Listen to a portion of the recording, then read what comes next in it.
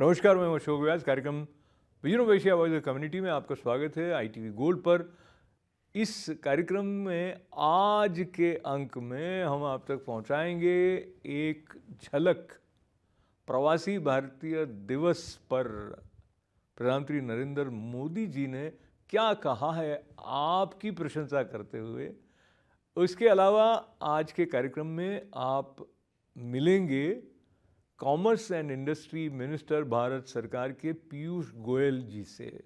उनसे हुई मुलाकात का अंश आप तक पहुंचाने के अलावा आज के कार्यक्रम में हम आपको मिलवाएंगे प्रोफेसर चेतन सिंह सोलंकी से, जो स्वराज एनर्जी यात्रा पर निकले हैं और बस में ही IIT प्रोफेसर ने अपना निवास बना रखा है। क्यों कर रहे हैं वो ऐसा, ये सब जानेंगे आप आज के विजन ऑफ एशिया में। तो करें प्रतीक्षा, जारी रहेगा कार्यक्रम इस छोटे से अंतराल के बाद।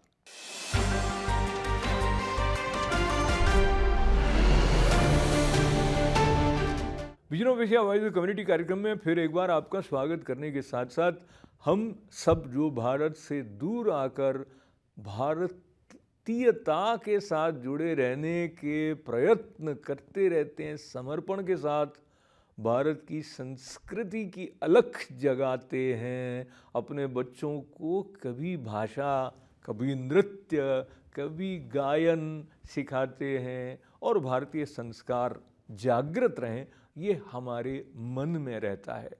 इस समर्पण के भाव की सराहना भारत के प्रधानमंत्री श्री नरेंद्र मोदी जी ने भी भारतीय प्रवास दिवस पर इंदौर में उपस्थित जन समुदाय के सामने करते हुए क्या कहा, आइए सुने।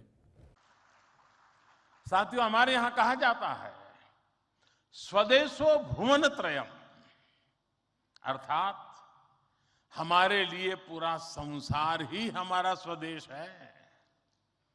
मनुष्य मात्र ही हमारा बंधु बांधव है। इसी वैचारिक बुनियाद पर हमारे पूर्वजों ने भारत के सांस्कृतिक विस्तार को आकार दिया था। हम दुनिया के अलग अलग कोनों में गए,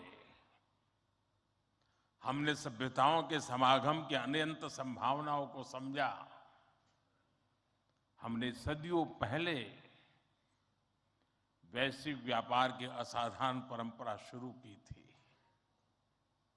हम असीम लगने वाले समंदरों के पार गए, अलग अलग देशों, अलग अलग सभ्यताओं के बीच व्यावसायिक संबंध कैसे साझी समृद्धि के रास्ते खोल सकती हैं, भारत ने और भारतीयों ने करके दिखाया। आज अपने करोड़ों प्रवासी भारतीयों को जब हम ग्लोबल मैप पर देखते हैं तो कई तस्वीरें एक साथ उभरती हैं। दुनिया के इतने अलग अलग देशों में जब भारत के लोग एक कॉमन फैक्टर की तरह दिखते हैं तो वसुधैव कुटुंबकम की भावना उसके साक्षात दर्शन होते हैं। दुनिया के किसी एक देश में जब भारत के अलग अलग प्रांतों, अलग अलग क्षेत्रों के लोग मिलते हैं तो एक भारत श्रेष्ठ भारत का सुखद एहसास भी होता है। दुनिया के अलग अलग देशों में जब सबसे शांतिप्रिय, लोकतांत्रिक और अनुशासित नागरिकों की चर्चा होती है तो मदर ऑफ डेमोक्रेसी होने का भारतीय गौरव अनेक गुना बढ़ जाता है। और जब हमारे इन प्रवासी भारतीयों के योगदान का विश्व आकलन करता है तो उसे सशक्त और समर्थ भारत, इसकी आवाज सुनाई देती है। इसलिए ही तो मैं आप सभी को सभी प्रवासी भारतीयों को विदेशी धरती पर भारत का राष्ट्रदूत, ब्रांड एम्बेसडर कहता हूं।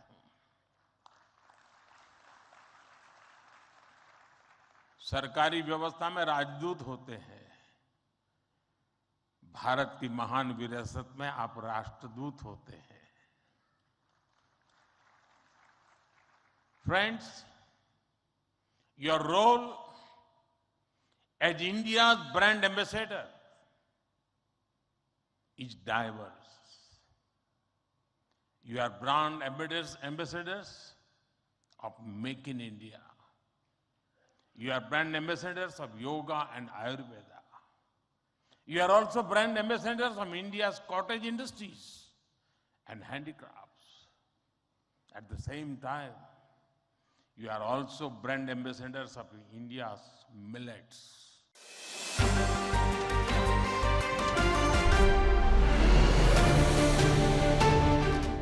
और अब आपकी मुलाकात करवाते हैं भारत के commerce and industry minister Piyush Goyal ji से, जो इन दिनों फूड एंड डिस्ट्रीब्यूशन और टेक्सटाइल्स के पोर्टफोलियो भी देख रहे हैं। पीयूष गोयल जी अपने अमेरिका यात्रा में न्यू जर्सी होते हुए ITV गोल्ड स्टूडियो भी पधारे। उनसे हुई बातचीत में हमने ये जानने की कोशिश की किस तरह से अमेरिका अब प्रमुख ट्रेडिंग पार्टनर बना है भारत का, और किस तरह से भारत बन गया है विश्व में सबसे बड़ी 5वीं इकोनॉमी। तो प्रस्तुत है पीयूष गोयल जी से हुई बातचीत का ये अंश। Welcome. Such a pleasure and honor to have you here. And as I look up the way things have unfolded in the last few years, especially while you are also holding the charge of food and public distribution and textiles. So, what has happened under your leadership, and of course, with Prime Minister Narendra Modi ji guiding the country, we have reached to a very prestigious 5th largest and fastest growing major economy. So let me begin by requesting you to share the top 3 factors that you feel has worked favorably for the growth of Indian economy. Well, I would think the sincerity of purpose with which Prime Minister Modi has led as a decisive leader, the fact that there's political stability in the country,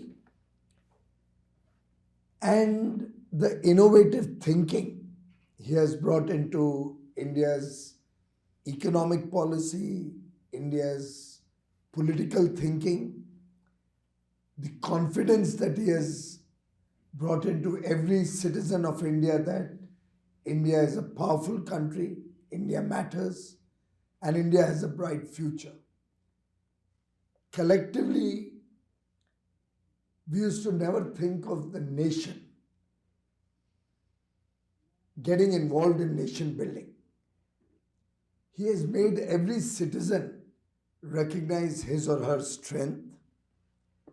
He has involved the entire country in every program that he has brought in, whether it is Swachh Bharat, which he initiated 8 years ago, whether it's financial inclusion and digitization. I'm sure you're aware that we did 78 billion financial transactions digitally last year, calendar 2022, which is more than Europe, US and China combined. And the entire nation has now started looking up to a better future, aspiring for a better quality of life. And Prime Minister Modi is right there in the forefront of policy making, in building up the confidence of the nation, and in giving a direction which I think we have never seen before, coming right from the top. So we are truly indeed blessed to have a leader like Prime Minister Modi. the nation is blessed to have somebody who's shown that the world can look up to India. And clearly today, he's the most towering leader in the democratic world. Would say that most of us agree with you 100%. And if I take a very brief reference to your name, and we are celebrating आजादी का अमृत महोत्सव, तो आपका तो नाम ही पीयूष है, जिसका मतलब ही अमृत होता है. तो इसलिए and kind of responsibility that he has entrusted you right now. Also, you are holding important portfolios like commerce and industry, food and public distribution, and textiles also. And earlier you have served as railway minister also.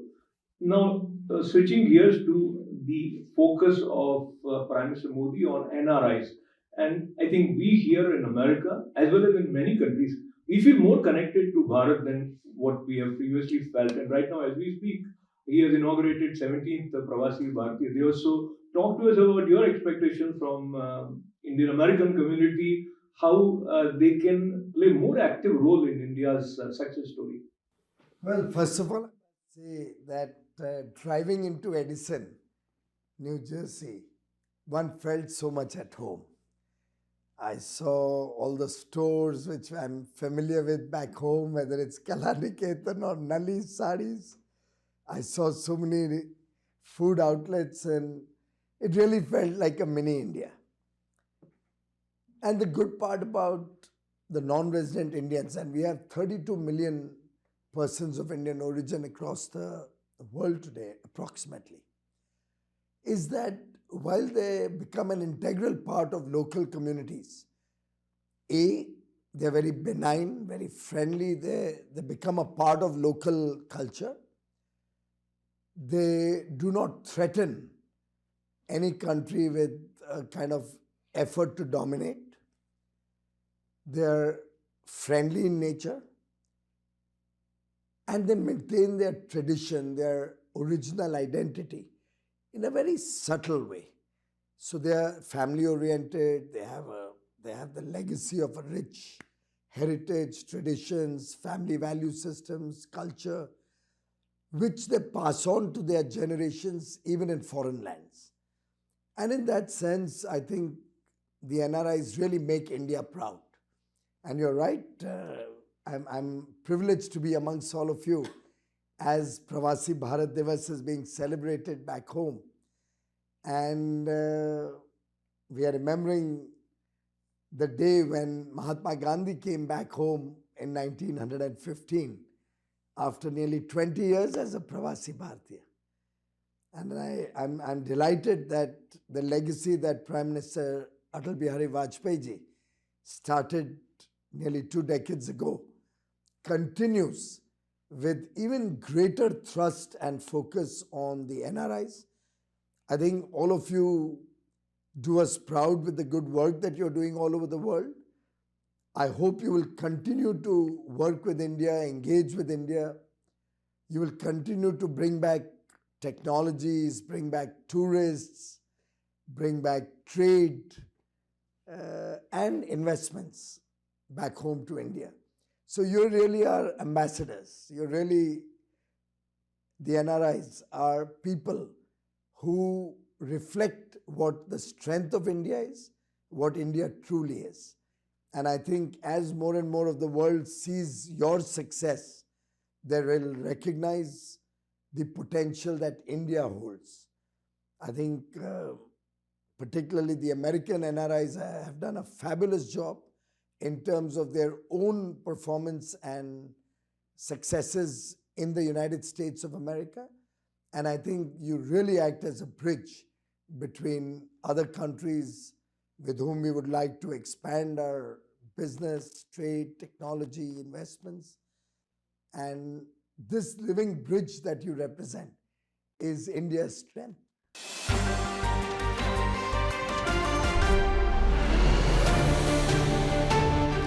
आप देख रहे हैं vision of Asia world community कार्यक्रम, और बड़ी प्रसन्नता के साथ आपको जहां एक तरफ हम इन दिनों भारत जोड़ो यात्रा के बारे में समाचार सुन रहे हैं, कांग्रेस के नेता राहुल गांधी जी के नेतृत्व में वो चल रही है, एक और समर्पित पर्यावरण के प्रति अपनी चेतना को औरों तक पहुंचाने के लिए प्रोफेसर चेतन सिंह सोलंकी 2020 से 2030 तक बस में रह रहे हैं। जी हाँ, वो हैं आईआईटी के प्रोफेसर। उनकी लिखी हुई कई किताबें पाठकों तक ही नहीं बल्कि उनके विद्यार्थियों तक भी पहुंच रही हैं। तो इस वैज्ञानिक और पर्यावरणविद प्रोफेसर चेतन सिंह सोलंकी से जो हमारी मुलाकात हुई, उस समय वो इंदौर से निकल रहे थे और उन्होंने अपनी बस में क्या क्या व्यवस्था उन्होंने की है उसका भी कुछ जायज़ा हमको देखने का अवसर दिया, तो वो भी आप तक पहुंचाएंगे। तो मिलते हैं प्रोफेसर सोलंकी से। उसका मुहूर्त मैंने नहीं निकाला है, धरती ने ज़रूर निकाल के रखा है। अच्छा। क्योंकि मैं एक बराक ओबामा यूएस के एक्स प्रेसिडेंट का एक कोट आप गूगल सर्च करेंगे मिल जाएगा, बहुत ही पावरफुल स्टेटमेंट था। उन्होंने कहा था, this generation is the first generation to experience climate change and this generation will be the last generation to do something about it. ये अभी नहीं तो कभी नहीं वाली स्थिति ऑलरेडी आ चुकी है और उसका सबसे बढ़िया जो है वो आपको इस घड़ी में दिखेगा। इस घड़ी का है क्लाइमेट क्लॉक।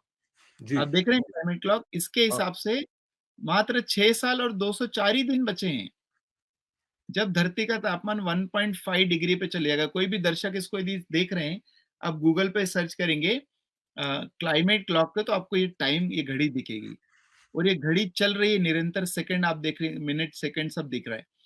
तो जिस धरती के तापमान को टच होने में मात्र 6 साल और 204 दिन बचे, उसके लिए आपको पंडित से मुहूर्त निकालने की जरूरत नहीं कि कब करना है, अभी करना है, right now, immediately. And as I said, मेरे ख्याल से आप शायद देश से प्रेम न करते हो, शायद प्रकृति से प्रेम न करते हो, पर मुझे पता है हर व्यक्ति अपने बच्चों से तो प्रेम करता है।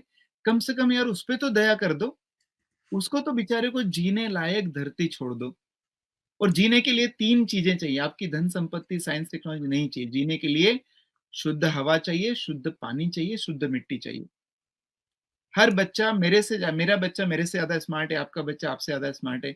वो बेचारे को यदि हम हवा, पानी, मिट्टी जीने लायक छोड़ देंगे, वो अपने से अच्छा जिंदगी जिएगा, अच्छे से अच्छा पढ़ेगा, खेलेगा, खुशेगा। पर यदि वो श्वास ही नहीं ले सकता है, यदि वो शुद्ध पानी नहीं पी सकता बिना फिल्टर के, यदि वो बिना केमिकल के खाना नहीं खा सकता, तो आपने उसके लिए क्या जीवन छोड़ के जाए। इसलिए कब करना चाहिए कोई क्वेश्चन नहीं, अभी करना चाहिए, right now. There is no second time, there is no planet B, और कोई दूसरा ग्रह नहीं जहां भाग जाएंगे। यही एक ग्रह है, तो इसी को बचाना, इसी पे अभी जीवन मैं बचाना। फिर से, ये प्रोफेसर हैं आईआईटी के, इनके मध्य में फिर से विद्यार्थी के रूप में आ गया हूँ। तो हम सब विद्यार्थी हैं, धरती पर रहते हैं, जीवन के बारे में रोज-रोज सीखते हैं और नए वर्ष के साथ जो हमारे संकल्प होते हैं, उनके साथ ये संकल्प जोड़ना बहुत ही आवश्यक है। एकदम इमरजेंसी की सिचुएशन है, वो चेतन जी ये बता रहे हैं। मैं तो अभी तो हँस इसलिए पा रहा हूँ क्योंकि कार्बन इतना अधिक नहीं हुआ है कि यहाँ साँस नहीं ली जा सके। पर कई जगह पर ऐसी स्थितियाँ हो भी जाती हैं कि हम बच्चे वो कपड़े मुँह पे लेके निकल रहे हैं, वो सब है। तो अब अंतिम सवाल जो है वो बहुत ही महत्वपूर्ण सवाल है। उस तरफ जाने से पहले एक कोटेशन मैंने भी आपकी बात से जुड़ा हुआ जो है, उसको मैं अपने दर्शकों तक पहुँचाऊँ। वो कहते हैं, "the plain fact is that the planet doesn't need more successful people, but it does desperately need more peacemakers, healers, restorers, storytellers, and lovers of every kind." आगे कहते हैं, "It needs people of moral courage willing to join the fight to make the world habitable and humane. And these qualities have little to do with success as we have defined it." मोटा मोटी यही बात हमारे चेतन सिंह जी कह रहे थे और ये एब्सोल्युटली डेविड ब्यूटीफुल। जो है उन्होंने कही है और ये कई जगह पर दलाई लामा ने भी इसको कोट किया तो उनके नाम से भी जानी जाती है। पर इसको लेके फिर अब आपके पास आते हैं, करें क्या? प्रश्न ये आ जाता है कि ये समस्या है, ठीक है, मैं क्या कर सकता हूँ? वेल, मैं बहुत कुछ कर सकता हूँ। मैं सबसे पहले ये कहना चाहूंगा कि ये सो एनर्जी में इलिटरेसी के कारण ऐसा हुआ है। हम एनर्जी को जानते नहीं है कि ये क्या है, कितनी खतरनाक है।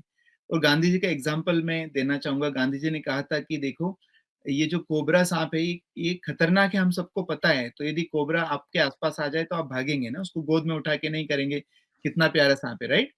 ठीक उसी तरह से आपको क्लाइमेट चेंज की गहराई नहीं पता है, आपको ये कार्बन उत्सर्जन जो होता है उसका इम्पैक्ट पता नहीं है, इसलिए आप उसको यूज करते हैं। जिस दिन आप समझ जाएंगे, आप खुद ब खुद बिना किसी नियम के इसको छोड़ देंगे। तो मैंने एक कोर्स बनाया है, आपके दर्शकों को ज़रूर मैं कहना चाहूँगा, बिकम एनर्जी लिटरेट, और मेरी शर्ट पे लिखा हुआ है, मैं आपको दिखाना चाहूँगा, आई एम एनर्जी लिटरेट, तो है ना? ये इसके साथ-साथ आप अपनी बात जारी रखें और हमारे पास समय कम है, मुझे अचानक याद आया कि हमारे दर्शकों को आपकी बस भी दिखा दें जिसमें आप 11 साल तक यात्रा कर रहे हैं और 2030 के बाद आप वापस घर जाएँगे, तो थोड़ा वो जी। दिखाते-दिखाते बात जारी रखें। जी।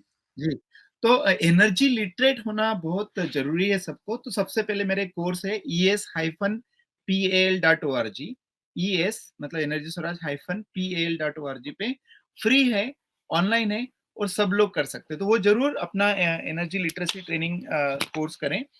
और साथ में जैसे हमने एक सीसीडी चैलेंज भी लॉन्च किया है, क्लाइमेट करेक्शन डे चैलेंज। हर महीने के पहले बुधवार को हम सीसीडी चैलेंज करेंगे। उस दिन पहले बुधवार 4 जनवरी को बिना आयरन के कपड़े पहनना है। आयरनिंग में बहुत एनर्जी लगती है ना? वो करें। और एक कमरा सोलर का मैंने एक प्रोग्राम लॉन्च करने वाले हैं कि एक-एक कमरा सोलर पे करें। धीरे-धीरे तो हमको 100% पर कम से कम एक कमरा कर लो। ये छोटे-छोटे काम है जो हम अभी से चालू करेंगे, एनर्जी लिटरेट बनेंगे तो आप बहुत कुछ कर पाएँगे। मैं आपको मेरा घर दिखाना चाहता हूँ, कैसा चलता है। जी। बाय द वे ये आपको दिख रहा होगा, ये मेरा बेड है, जी। यहीं पे मैं सोता हूँ। हाँ, हाँ। और ये लाइब्रेरी है। वाह! जो मुझे पढ़ने का शौक है, मेरे इसके अंदर लाइब्रेरी है। हुँ, ये जो टेबल है जिसके ऊपर मैं बैठ के आपसे चर्चा कर रहा था, तो मेरा ऑफिस हो गया एक तरह से। ये हुँ, गेस्ट के लिए भी मैंने बना के रखा है, तो यहाँ पे क्या गेस्ट है, बात है! एक जी। रेलवे बर्थ जैसा है, यहाँ पे एक और बर्थ आ जाती है। अच्छा, अच्छा। इधर ये मेरा पानी का फ़िल्टर दिख रहा होगा अब यहाँ पे, बिना हाँ, हाँ। इलेक्ट्रिसिटी पानी का फ़िल्टर है। हुँ, ये जो मैप है जहाँ पे अभी तक मैं यात्रा कर चुका हूँ, कहाँ-कहाँ जा चुकी है। नीचे यात्रा की समरी है, आप देख पा रहेंगे आज 762 दिन हो गए हैं, हाँ, हाँ। 2925 दिन बाकी है। क्या बात है! इधर एक और लाइब्रेरी है, हुँ, देखेंगे एक छोटा-सा मंदिर है। हुँ, हुँ, हुँ। और एक नीचे गार्डन भी छोटा-सा रखते हैं, पौधे। वाह! अम, तो बहुत सारे इसी घर में है। ये हमारा किचन है। किचन में आप यहाँ देखेंगे वॉश बेसिन है। अभी-अभी हमने आज खिचड़ी बनाई है, हम खाने वाले हैं। बहुत अच्छा है, बहुत ये सोलर पे चलता है। एक जी, एग्ज़ॉस्ट फैन है। बाकी जी। जो जो घर का सामान होता है, रसोई का सामान वो है। हुँ, इधर हमारा वॉशरूम है, सामने की जी, तरफ। जी। तो जी बहुत ही बढ़िया।